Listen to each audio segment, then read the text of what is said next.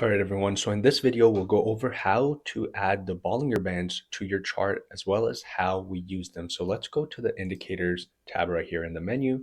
Then we'll scroll down to where it says trend, and you'll see Bollinger Bands as the first option there. We'll just click it. And now I don't change any settings here, and I will just click apply.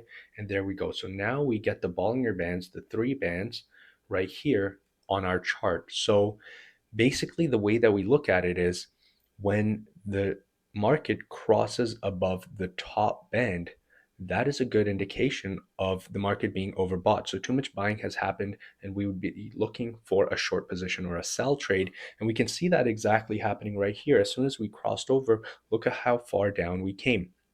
Now, on the other end, the moment that the market crosses below the bottom band, as we can see in this example right here, most likely we'd be looking for a long position. And look at what happened in the market right here. So that's how we put the Bollinger Bands on our chart, as well as how we use it to analyze what's happening in the market.